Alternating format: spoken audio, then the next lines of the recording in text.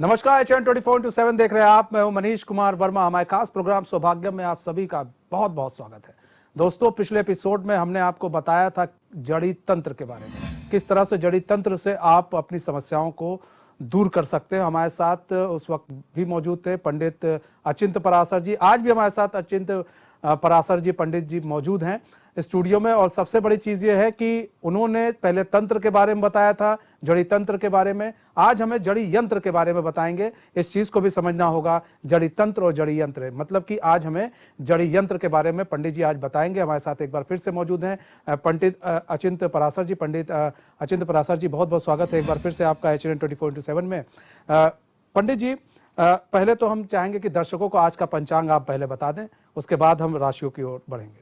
षष्ठो या सर्ग रूपा जगन वन विधि पालनीया च रुद्री संघारे चापि यश्च जगदीदमखिलनं क्रीडनं या पराख्या पश्यन्ति मध्यमा अथो तदनु भगवती वैखरी वर्ण रूपा सा अस्मद्वाचं प्रसन्ना विधिगिरशाराधिता अलंकरोतु। नमस्कार। आज दिनांक 26 जून सन 2023, आषाढ़ मास शुक्ल पक्ष की अष्टमी तिथि है। गुप्त नवरात्रों की भगवती जगदम्बा की दुर्गा अष्टमी है। आज नक्षत्र उत्तरा फाल्गुनी तथा दिन सोमवार है। सूर्योदय प्रातः 5:22 पर तथा सूर्यास्त सायं 7:20 पर होगा। आज राहुकाल प्रातः 7:07 से प्रारंभ होकर 8:52 प्रातः तक रहेगा। राहुकाल में किसी भी प्रकार का शुभ कार्य करना वर्जित होता है। पंडित जी ने भी देखिए आपको पंचांग के बारे में बताया। राहुकाल में कभी भी कोई शुभ काम ना करें, घर से बाहर भी नहीं जाना चाहिए, कहीं यात्रा करने जा रहे हैं तो उससे भी बचने की कोशिश करना चाहिए राहुकाल के समय। पंडित जी, अब हम बात कर लें मेष राशि की, तो राशियों की बात में मेष राशि का दिन कैसे रहेगा? मेष राशि के जातकों का आज शत्रु पक्ष बहुत प्रबल रहेगा। स्वास्थ्य की अवस्थाओं में भी त्रुटियां रहेंगी। मेष राशि के जातकों का शुभ अंक रहेगा 3 तथा शुभ रंग रहेगा हरा। मेष राशि के जातकों को आज जैसे गुप्त नवरात्रि की अष्टमी है तो भगवती जगदम्बा के लिए 9 आहुतियां गुग्गुल की तथा मां जगदम्बा को खीर का भोग लगाना चाहिए। वृषभ राशि की बात कर लें पंडित जी, तो वृषभ राशि के जातकों का आज मनोबल प्रबल रहेगा।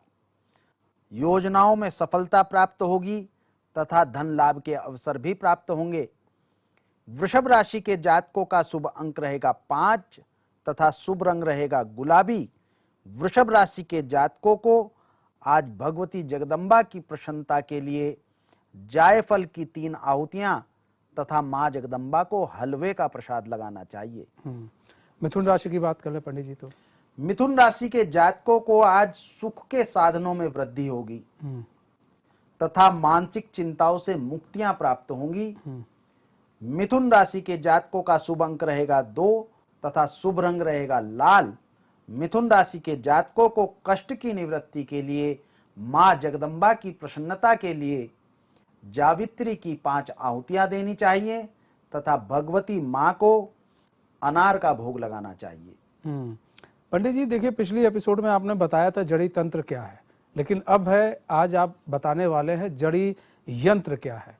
तो हम यही जानना चाहेंगे कि जड़ी यंत्र क्या है। तंत्र तो आपने बता दिया, यंत्र क्या है? कलयुग में प्रारंभ में इस समय के जो आचार्य थे, जो गुरु थे, वह द्वैपायन व्यास देव जी थे। और द्वैपायन व्यास देव जी ने अपना उत्तरोत्तर अधिकारी सुखदेव जी महाराज को बनाया, जिनके शिष्य उसके पश्चात भगवतपाद गौड़पाद जी हुए और उसके बाद भगवतपाद गोविंदपाद जी हुए। उसके पश्चात आदि गुरु शंकराचार्य सार्वभौमिक रूप से कली काल में आचार्य और गुरु हुए। उन्हीं की चार पीठों पर आज भी भिन्न भिन्न चार शंकराचार्य हैं। आदि गुरु शंकराचार्य ने अपने सबसे विशिष्ट स्तोत्र अक्षमा अपराध स्तोत्र, जिसमें उन्होंने आजीवन मनुष्य के द्वारा किए गए अपराधों की अक्षमा भगवान से की गई है, भगवती जगदम्बा से की गई है, इसका उल्लेख किया है। उसके सर्वप्रथम श्लोक में भगवान आदि गुरु शंकराचार्य ने कहा है, न मंत्रम न यंत्रम तदपि न जाने, अर्थात ना मैं मंत्र जानता हूं, ना मैं यंत्र जानता हूं, ना मैं मुद्रा जानता हूं। इससे सीधा सीधा संबंध यह है कि किसी भी विशिष्ट पूजा पद्धति में मंत्र, तंत्र, यंत्र तथा मुद्रा विशिष्ट महत्व रखती हैं। इसी के अंतर्गत हम आज यंत्र के विषय में वार्ता करते हैं। यंत्र किसी भी देवता की दिव्य उत्तम ऊर्जा का विशिष्ट स्थान है। प्राचीन काल में जब मूर्तियां नहीं थी, उस समय में यंत्र की ऊर्जाओं के देव द्वारा ही देवता की उपासना की जाती थी। आज भी शारदा तिलक, रुद्रयामल तंत्र, प्रपंचसार तंत्र आदि तंत्र के विशिष्ट विशिष्ट ग्रंथों में कोई भी उपासना, कोई भी मंत्र सिद्धि, कोई भी देवता की पूजा बिना यंत्र के साधित नहीं है। आज हम जड़ी यंत्र के विषय में जो वार्ता कर रहे हैं, यहाँ महर्षि विश्वामित्र के द्वारा बताए गए किसी भी यंत्र को जड़ी से संपुटित करने से वह यंत्र जड़ी यंत्र बन जाता है। जिस प्रकार हमने यहाँ श्री महातारा विद्या गुप्त नवरात्रि के समय बना करके महातारा विद्या में 36 जड़ियों का प्रादुर्भाव किया है, जो कि 9 के 9 ग्रह और 27 के 27 नक्षत्रों की है।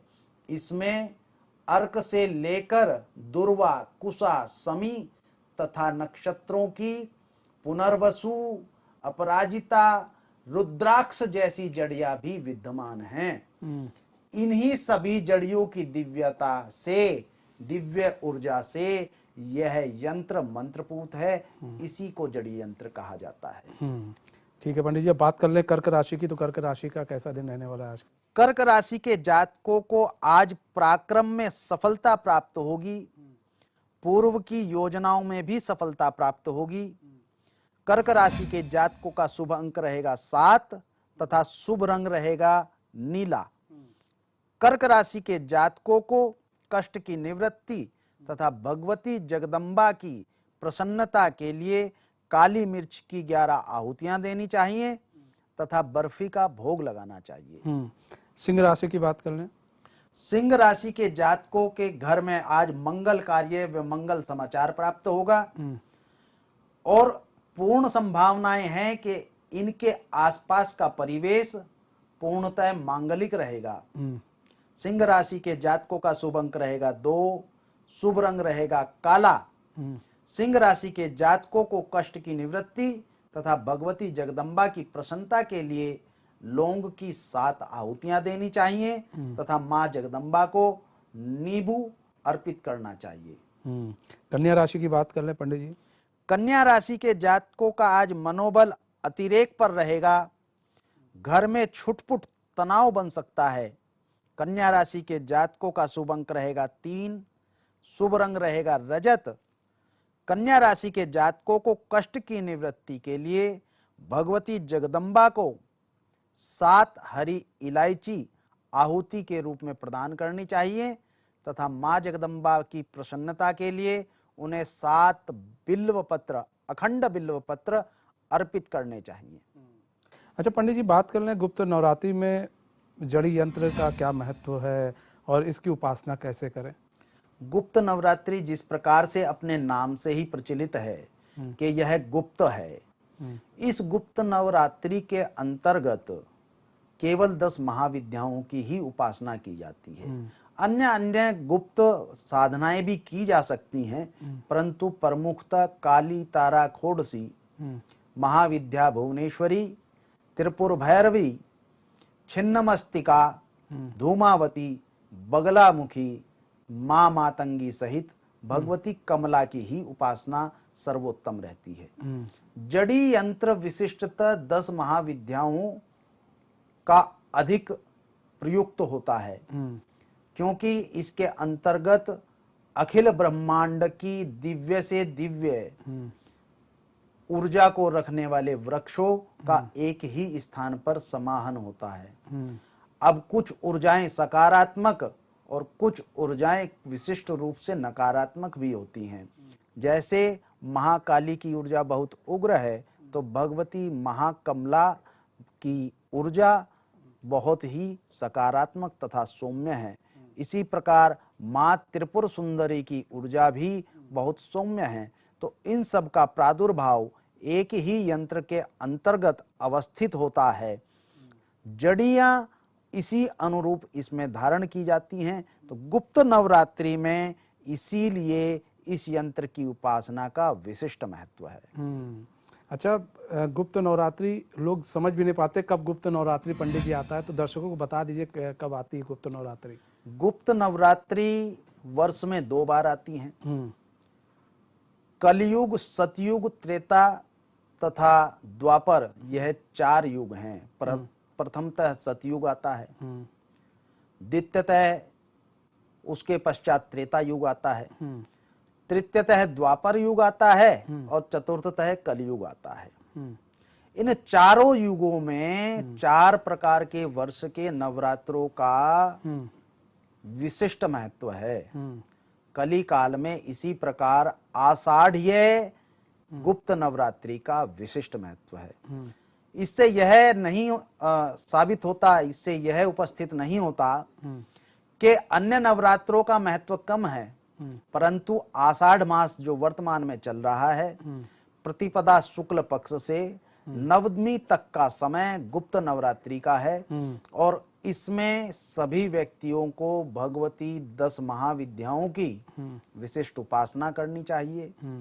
देवताओं की प्रसन्नता के लिए, अपने अभ्युदय के लिए, अपने इहलोक तथा परलोक को सुदृढ़ करने के लिए केवल इन 9 दिनों में यदि उपासना की जाती है तो वर्ष भर इसकी ऊर्जा आपको प्राप्त होती रहती है।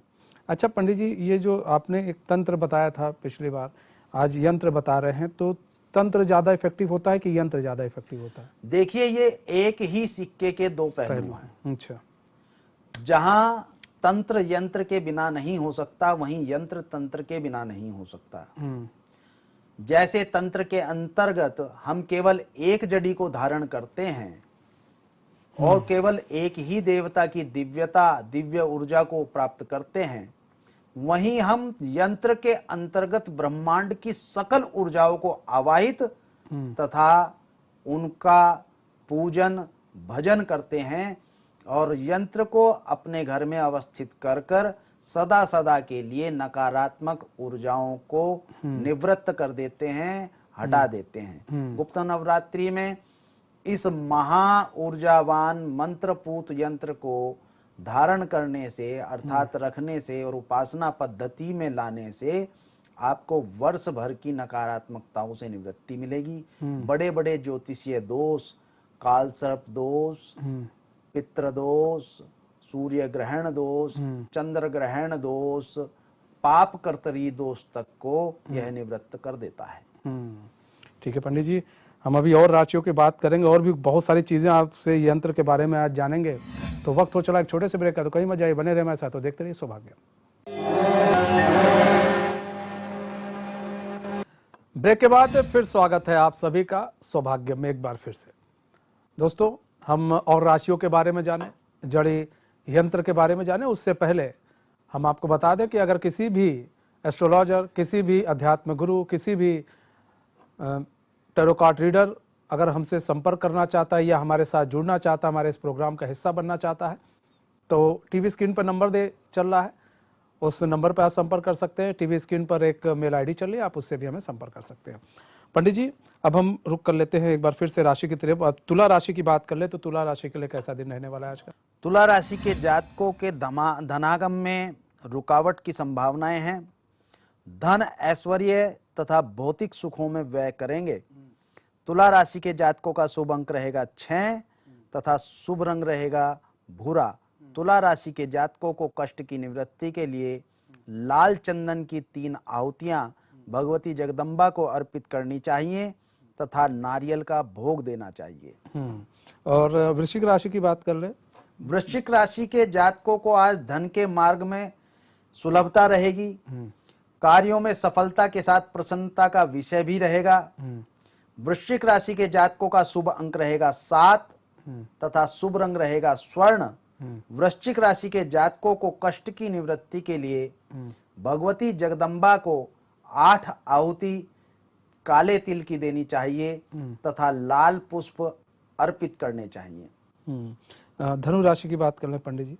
धनु राशि के जातकों को आज कार्य क्षेत्र में सफलता प्राप्त होगी। सहयोगियों का भी साथ प्राप्त होगा। इनका शुभ अंक रहेगा 4 तथा शुभ रंग रहेगा पीला।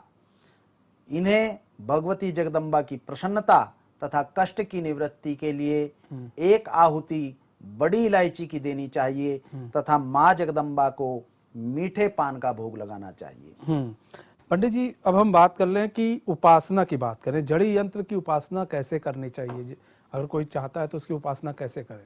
नवरात्रि में सर्वप्रथम जड़ी यंत्र को आपको ले लेना चाहिए।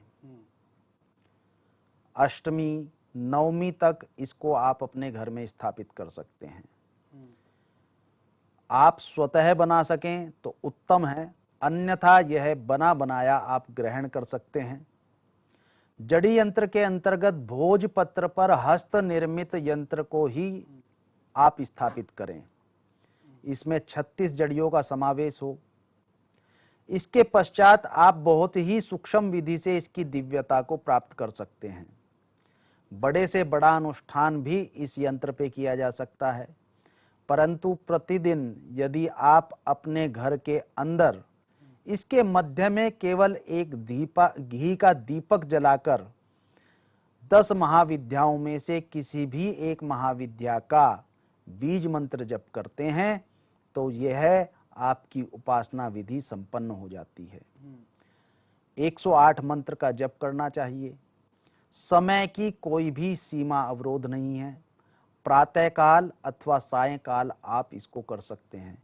केवल शुद्ध शरीर तथा शुद्ध चित्त से 10 मिनट का समय निकालकर एक महाविद्या के बीज मंत्र का 108 जप कर ही आप इस महादिव्य ऊर्जापूत मंत्र से देवताओं की सन्निकटता प्राप्त कर सकते हैं तथा नकारात्मक ऊर्जा का विनाश कर सकते हैं। अच्छा पंडित जी, आपने कहा कि बना बनाया भी आप ले सकते हैं, तो कहाँ मिलेगा जड़ी यंत्र बना बनाया? बना बनाया यह यंत्र हमारे संस्थान से आपको प्राप्त हो सकता है। इसके लिए आपको संपर्क सूत्र प्राप्त हो जाएगा। संपर्क सूत्र हमारा आपको इस कार्यक्रम में प्राप्त हो सकता है और वहां से आप इसको मंगा सकते हैं। बना बनाया वो सब कुछ उसमें रहेगा, कोई दिक्कत नहीं होगी इसमें? सारे इसके अंतर्गत सभी नक्षत्रियों की जड़ियां रहेंगी। हस्त निर्मित होगा, विशिष्ट मुहूर्त पर बना होगा। विशिष्टता यह है कि इसकी सिद्धता की जो प्रक्रिया है वह पूर्व से ही कर दी जाएगी। एक यंत्र पर 1,25,000 बीज मंत्रों का जप ब्रह्म वर्चस्व विधि से पूर्व में ही करके आपको प्रदान यंत्र किया जाएगा।